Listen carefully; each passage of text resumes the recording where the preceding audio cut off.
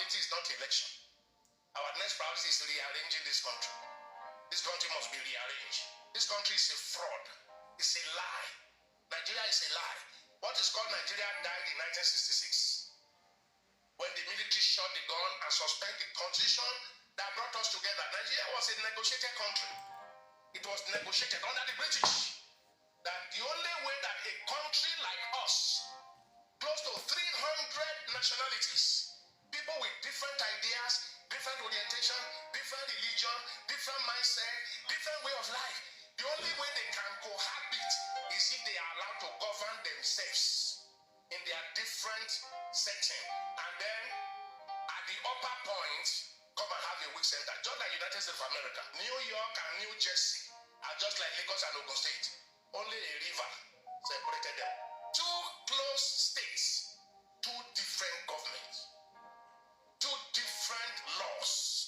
So you don't like their laws and their pay in New Jersey, you move to New York. You don't like New York, you go to Philadelphia. You don't like Philadelphia, you go to Atlanta.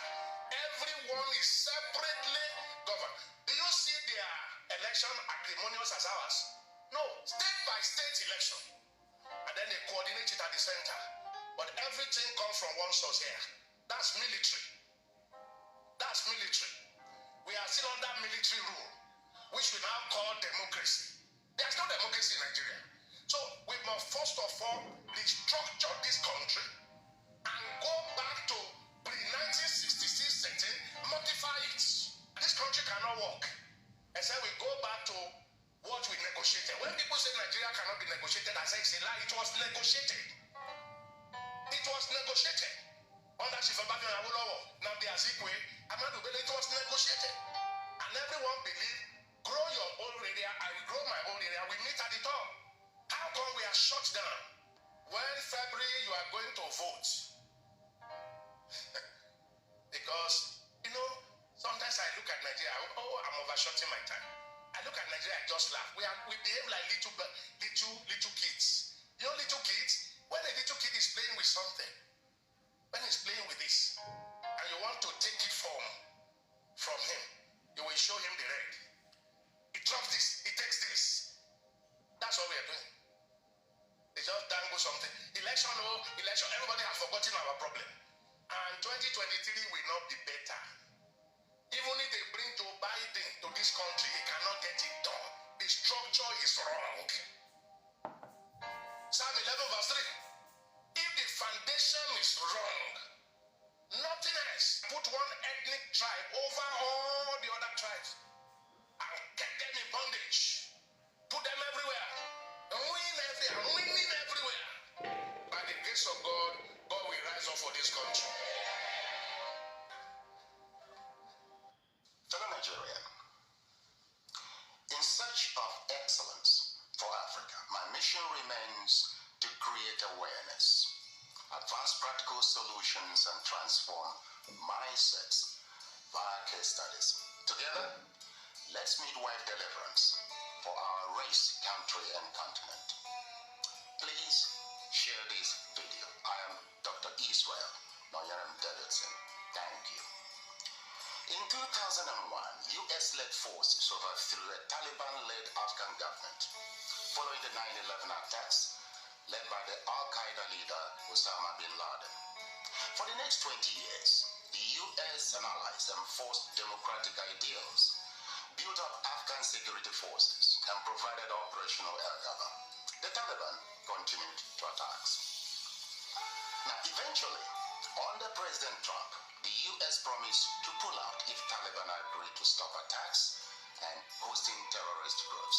Today, the Taliban militants have declared Islamic Emirate of Afghanistan and overrun most of the country at lightning speed with little or no resistance from the 300,000 US-trained and heavily equipped Afghan forces. US general could not believe an army could crumble at that rate. I did not, nor did anyone else, see a collapse of an army that size in 11 days. There'll be many postmortems on this topic, but right now is not that time. It is believed the Afghan soldiers, though diehards, had unquenchable allegiance to jihadist ideologies, practiced against by the Taliban. There were Afghan soldiers by day, Taliban at heart, and Taliban at night.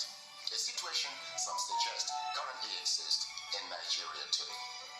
So Afghanistan was simply handed over to the mullahs to govern, based on their shared jihadist ideological leaning. The south and middle belt of Nigeria should wake up with urgency. The Afghan situation is cooking fast in Nigeria today. Afghanistan is number 1 on global terrorist list. Nigeria is number 3. Second to Buhari Togo in Sudan and press him into service as Nigeria's president.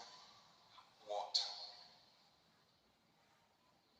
That representative of the Jubril family, that is the supposed impostor, having discovered the gigantic swindle, suddenly showed up in Abuja the other day and demanded to be compensated with a power-sharing arrangement at the federal level in perpetuity, plus 50% of Nigeria's oil revenues for 10 years in the first instance. Now, that was on the back page of the Nations of Tuesday, 27th of November. That, and I quote, failing these, they would tell their story to the whole world. It further stated that the Nigerian authorities have entered into frantic negotiations with Jubril's family to head off what is sure to be the world's dirtiest and worst kept secret, he said. And he concluded by saying that Britain is mediating its end. So far, to my knowledge, no official statement has refuted this claim, which simply implies Nigeria may truly be up for sale. Fast in Nigeria today. Afghanistan is number 1 on global. This claim, which simply implies Nigeria may truly be up for sale.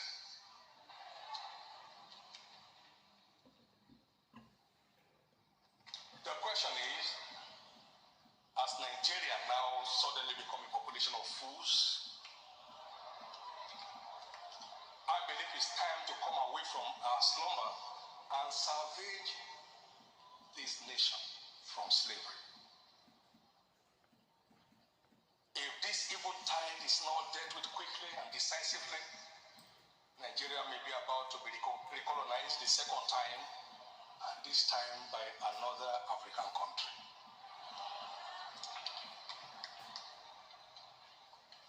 What a shame and what a misfortune that will be. God forbid. You know, when we pray, we must be sensitive to the ongoings. If this is... I'm asking a very pertinent question. Is Nigeria working for you? Major General Muhammadu Buhari retired, knew the solutions to Boko Haram till he finally became president. He asked ex-President Jonathan to resign because of insecurity. He cried empathetically. He promised to end Boko Haram in 3 months. But now, he's telling us he's done his best to arm the military. Why isn't he resigning? Governor Fashola knew the solutions to provide a stable power supply till he became Minister of Power, and darkness pervaded the land. After trying hard and giving excuses like he only plays a supervisory role, the ministry was assigned someone else. Power grid still they collapse. The NSAS protests were tagged insurrection. In fact, someone said Aisha Yusufu ought to be in jail for instigating violence. Then farmers were beheaded in Borno. Same person asked Aisha Yusufu to lead a protest. Aren't these people supposed to forbid hypocrisy? Is Nigeria working for any Nigerian today? From leaders hoarding food for the poor, receiving kickbacks from government contracts, to farmers needing permission to go to their farms. Is Nigeria working for you? Why is Zamfara's gold for Zamfara and Niger Delta oil for Nigeria? Why is ISBA destroying alcohol, but their state governments receive federal allocation from monies received via taxation, including tax on alcoholic beverages? Why are some federal roads abandoned to bandits and kidnappers? Who is in charge of Nigeria's security? The president is talking to us this time. Most times is as short by the rest of us by the absence of good governance under him. Regardless of his campaign promises and the manifesto of his political party, Nigeria has rolled back in terms of development. From Naira continually losing its value to a recently launched locomotive trains breaking down in the middle of nowhere. Nigeria has to be working for some people though. The government can do no wrong. To this set of people, their money isn't being stolen. Even if the money is being borrowed. Leaving debts for their own children to pay in future. Even if the leaders don't use public institutions, from sending their children to Ivy League schools abroad to getting medical treatment abroad, some people who have nothing and we need to donate money for their medical bills if they have a serious ailment, continue to hail the obvious lack of good governance till Nigeria happens to them. Then they get a little pissed. May Nigeria never happen to you. Say amen. We deserve better than the political class who go home with millions monthly to represent people who can't even afford to feed themselves. I am Olajumoke Alaude James. Nigeria is not working for me. Is Nigeria working for you?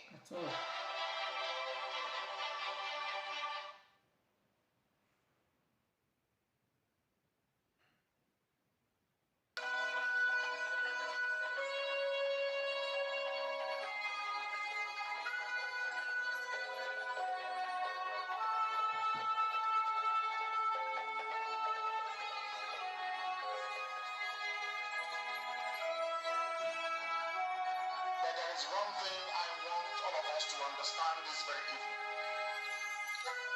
We are facing a very formidable array of enemies, both external and within. And we are going to overcome each other.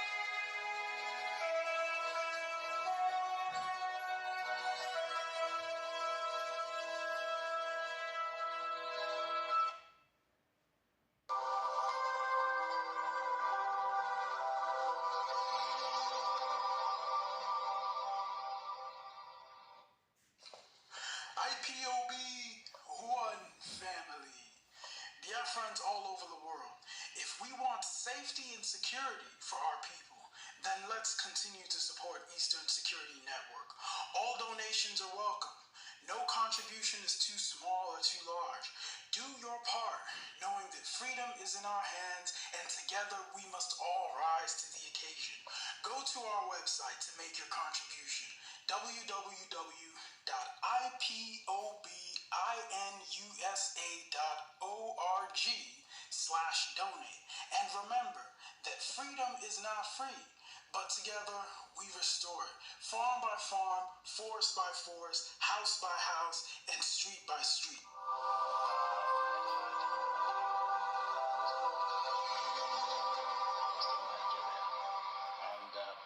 Particularly many of the senior officers. Senior officers also came from other parts of the country, but from this side, because the people from here, from Biafra, that is the old Eastern Nigeria, very go-ahead people, and a number of them had joined the army in the officer corps, and quite a lot of these were killed during the July program. And I myself, I'm not an Igbo man, but I was to be killed also, and I just managed to escape. And a few of the officers escaped, but very many were killed. Those that were killed came from what was then Eastern Nigeria. For instance, Major Rock is not an Igbo man, but he was killed. He was killed in Kaduna. Major Kanam was killed in Lagos, and he is not an Igbo man. And several orders like that. I'm trying to say that the people, the officers killed, came not just from one tribe, but from the eastern Nigeria as it then was. Yes. So there you are. It was lucky for those of us that escaped. I september begynte nye store uroligheter I nord, som førte til at mellom 20 og 30 000 iboer ble massakrert. Mesteparten av de Nigeria on a daily basis witness the impunity which is so-called Fulani herdsmen extremists who share ethnic and religious identity with President Buhari and the Fulani elite, which now dominates all key institutions in Nigeria. Open an investigation specifically into the wide-scale and systematic killing of the civilian population, and most notably targeting the indigenous people of Biafra. Clear that now we put the Biafran issue on the radar screen of the government, of the Biden administration, of Congress. Ongoing and wide-scale systematic killing of the civilian population, and again specifically targeting the IPOB. Of weapons being used against Biafrans, but affirmatively supporting an effort to have an independence referendum organized and conducted by the United Nations, as we've done in South Sudan. Formally open an investigation and look into what we are identifying as a genocide that's being committed by the Nigerian government and extremist Fulanis against the indigenous people of Biafra. There's been nothing in experience since 1960 to suggest there simply is not a way, given the history of division between the Fulani and the Biafrans, to think that they can coexist under a single sovereign